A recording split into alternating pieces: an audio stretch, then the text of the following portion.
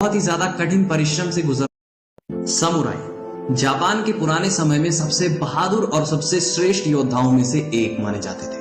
पुराने जमाने में कोई भी इंसान अगर समुराई बनना चाहता था तो उसे बहुत ही ज्यादा कठिन परिश्रम से गुजरना पड़ता था, लेकिन जब वो एक श्रेष्ठ समुराई बन जाता था तो उसे हराना लगभग असंभव सा हो जाता था। एक समुराई जब युद्ध करने जाता है तो वो या तो मर के आता है या तो मार के। वो कभी हार के या सर झुका के वापस नहीं आता है, क्योंकि जब कोई इंसान समुराई बनने का अभ्यास करता है तो उसके अभ्यास में उसे शांत कैसे रहें ये चीज बहुत ही ढंग से सिखाई जाती है। एक सच्चे समुराई के अंदर कुछ हद तक जिन की भी विशेषताएं पाई जाती थी, क्योंकि एक समुराई खराब से खराब सिचुएशन में भी अपने आप को शांत और फोकस्ड रखने की काबिलियत रखते थे। एक समय की बात है जब एक समुराई योद्धा जिसका नेचर थोड़ा घमंडियों वाला था, वो एक जिन गुरु को देखने आता है। वो जो समुराई होता है वो बहुत ही ज्यादा श्रेष्ठ समुराई होता है, उसे युद्ध में कोई भी नहीं हरा पाता है।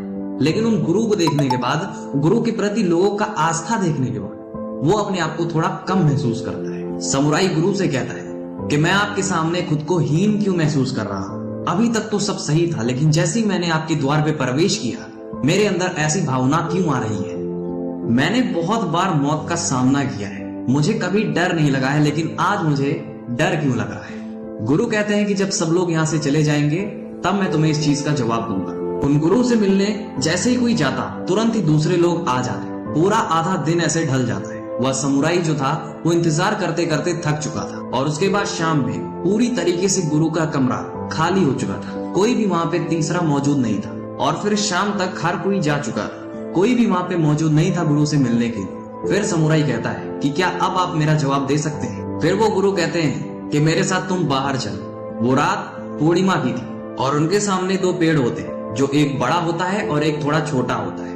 वो कहते हैं ये पेड़ को देखो, एक आकाश की तरफ जा रहा है और दूसरा भी आकाश की तरफ ही जा रहा है, पर उससे थोड़ा कम है। ये दोनों ही पेड़ सदियों से मेरे कमरे के सामने हैं। गुरु कहते हैं कभी मैंने तो इन पेड़ों को बात करते नहीं सुना कि मैं तुम्हारे सामने बड़ा हूं, मैं तुम्हारे सामने छोटा हूं। वह समुराई कहता है क्योंकि ये बातचीत नहीं कर सकते। फिर गुरु कहते हैं तो फिर तुम्हें मुझसे पूछने की जरूरत नहीं है, तुम्हें उत्तर पता है। दोस्तों, हम अगर अपने आसपास के लोगों को देखें या आसपास के अपने हित मित्र को देखें तो लोग यही सब करते हैं। हम तुमसे बड़े हैं या हम आपसे छोटा महसूस करते हैं। ये जो हमारी सोसाइटी है ये सब यही करती है।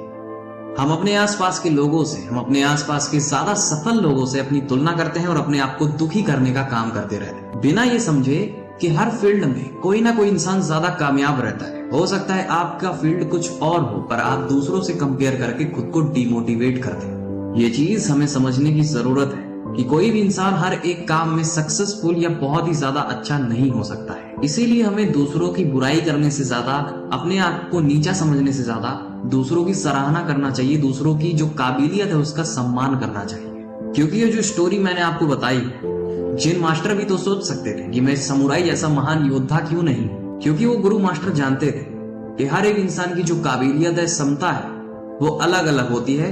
किसी में आप बहुत अच्छे होंगे तो सामने वाला हो सकता है उसमें बहुत ही कम अच्छा होगा। सभी व्यक्ति के जो विचार हैं, सभी व्यक्ति के जो काम है वो एक जैसे बिल्कुल नहीं हो सकते।